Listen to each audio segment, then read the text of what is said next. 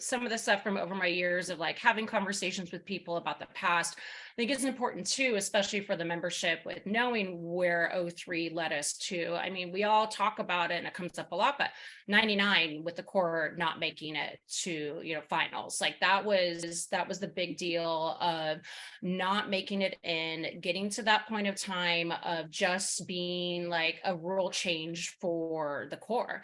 And at that 99 time period, though, there was a lot of us, so from a young membership, though, that still stuck around because we really wanted to, see what happened. And I mean, 2000, of course, we know, squeaking into finals, getting 12th place.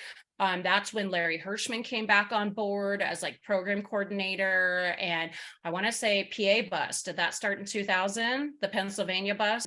I know for that 2000 year, squeaking into finals, it was like, okay, cool, like let's do this, we're in it. And then that next year in '01 was such a design change as well. It was really '01, the Texas camp started. And in some of the conversations I've had in the past, it actually was brought up that Larry Hirschman was like, look, in 2000, like the top 7 kids we have are from Texas. Let's go recruit. But also in '01, from the show standpoint, that's when Jim Buckley came in. That's when movement started being integrated. I mean, having the horn line, right? Like actually do movement on the field along with this. And then we get to the '02 season and getting to basically have, from a logistics standpoint behind the scenes, that's when Dave came on board as an official like tour coordinator. It pretty much was just Bill running the drum corps prior to that.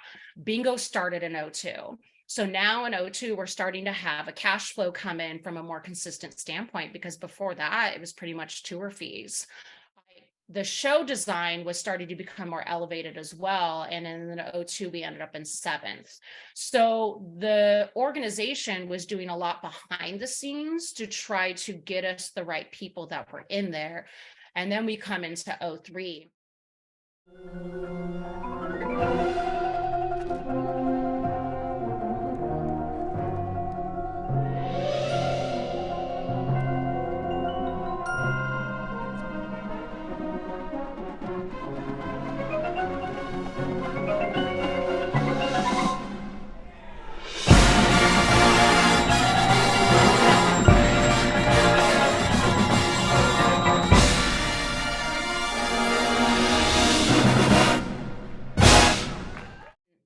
And all of us can say that staff mentality was, you're going to be top 6. And I specifically remember having that said more than any other year prior to that. The whole 6th place, everything revolved around 6th place that year. And I don't remember if it was expressly said so much as just we all understood that was what, and anything less than that really felt bad.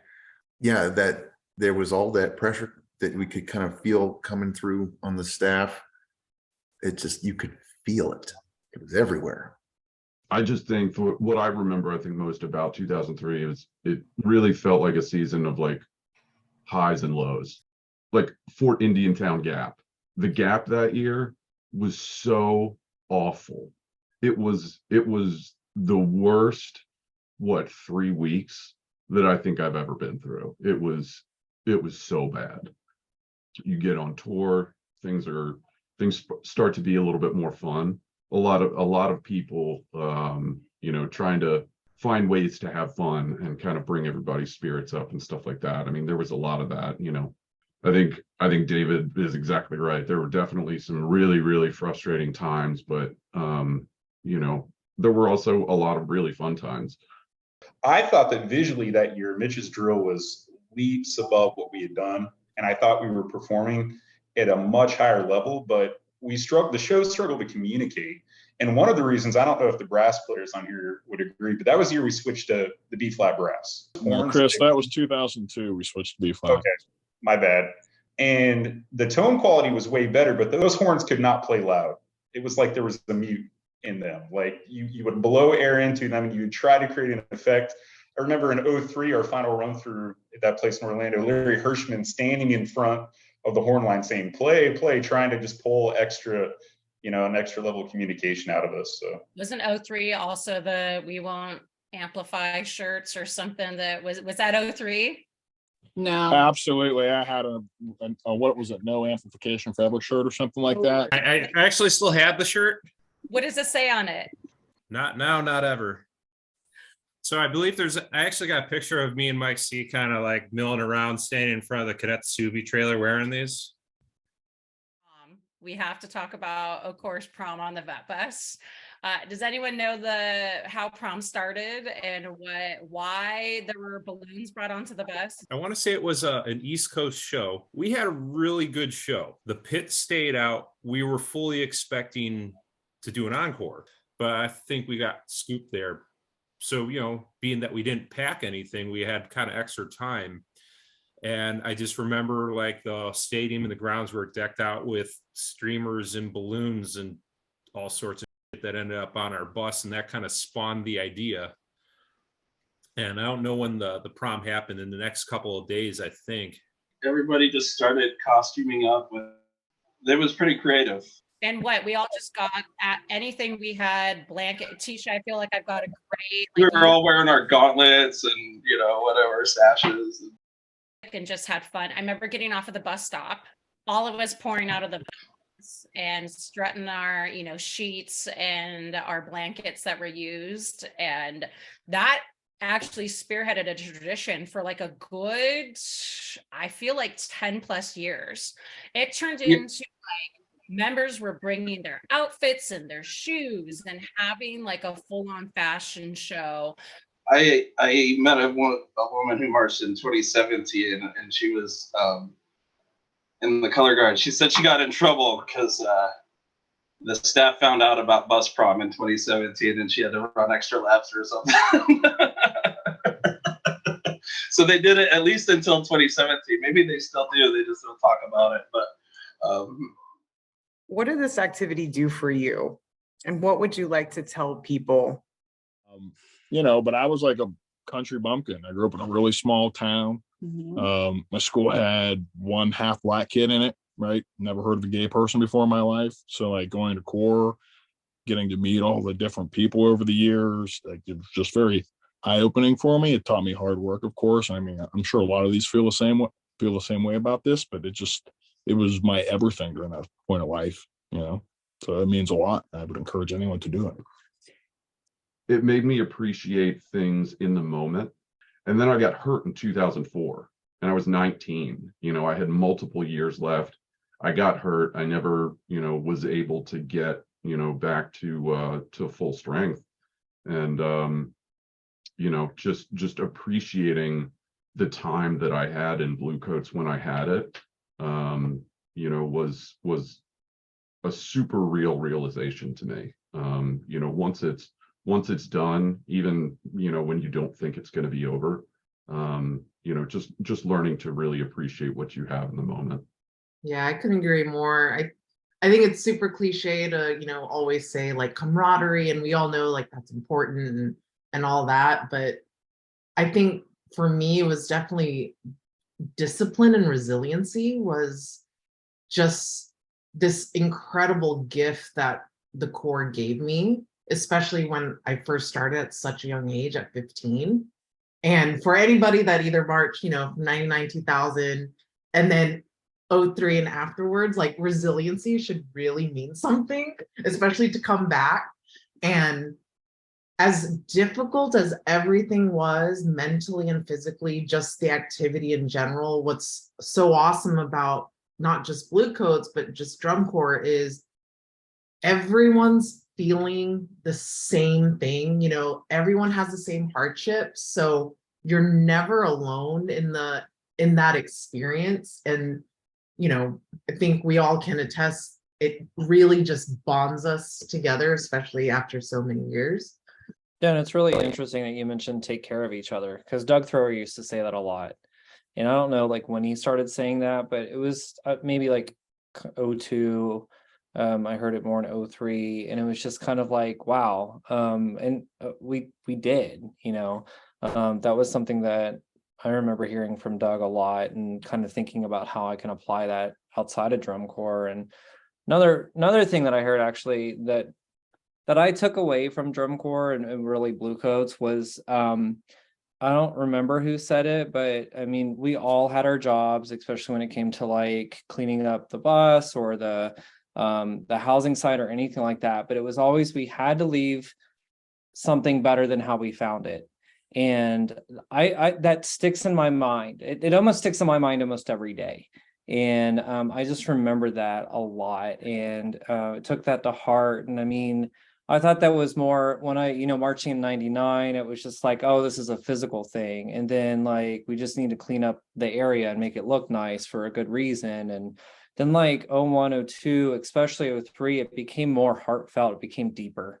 And then it was just like, wow, this actually applies to a whole lot of things. And I mean, I turn it into my teaching, I turn it into what I do with my job now. I do it with my own kid. I mean, I do it with my relationships that I've had with my wife now. And it's just kind of like, holy crap, like this is like, has taken me so far, and it has like stuck with me all this time too. And it's just, I think that's wild to think about that came from Bluecoats and Drum Corps. So that's something that definitely sticks with me from then. And then 2003, I think we all just kind of realized like, this is a significant year. And this is a year where we're trying to build something that is bigger than we are. And that, we all hated it at some point. There was a lot of frustration, there was a lot of like, bickering and things like that, but like, we were grinding for a cause that was the Bluecoats, and it meant a lot. And to look at what we accomplished that year and then see kind of the fruits of what came in the years after 2003 was just, it was huge. It means so much to see where they are now. And I take a lot of pride in hopefully we were a part of that, like of getting to that. And I know we were. And it just means a lot.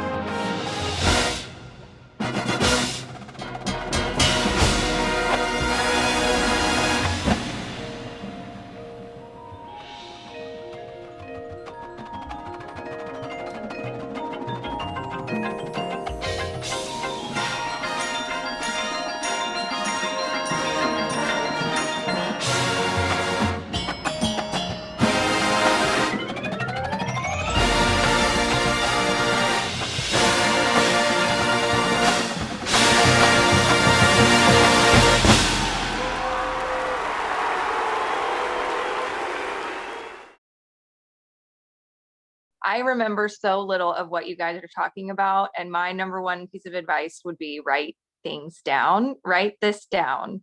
Even if it's like scribbled notes in your phone, when these things are going on, write it down. When you're having a big feeling, write it down, explain the experience. I think that would be, I would love to go back and read what I would have written about 03. And then the other half of that is sitting here listening to this is how grateful I am that I've stayed connected and that we have this opportunity to come in and listen. And you guys are like telling these stories and reminding me of these things that I experienced as an 18-year-old in 2003. that I wouldn't have remembered. They would have been gone poof in the recesses of my memory for the rest of my life if it wasn't for experiences like this. So my other piece of advice would be stay connected to the alumni, and stay close. To not be afraid to try something new. Coming in as a rookie and never traveling with people you don't know. I was from a high school that I only spun a little bit of flag, so giving me a weapon and trying to spin a weapon and just throw yourself into it, the whole experience completely, because what you get at the end of it is so much better. So just don't be afraid, just do it all. I think as a rookie in 03, we got beat a lot. 5-5s, my God. And it got really dark there for a little while, of what did I do? Why am I here? What have I just done to myself? I'm never going to be able to do this. I'm never going to be able to get through a show. I'm never going to be able to get through 5-5. Like, what am I doing here? And that I want to go home always comes up. Yeah, just don't take yourself so seriously. Everybody's in the same boat as you are. You guys can get through it together. You have to get through it together, and you will, and it'll be great on the other side. I really, like Taylor said, I really enjoyed listening to a lot of the memories that I've forgotten. One way or the other, I've forgotten them for whatever reason. But yeah, you boil it down from a fundamental standpoint, it is all about the love. And that is what keeps us here. And that is what brings us back year after year. Decade after decade, alumni corps pops around and you're like, oh, excuse, but it's still the love that draws you to doing it and brings you back.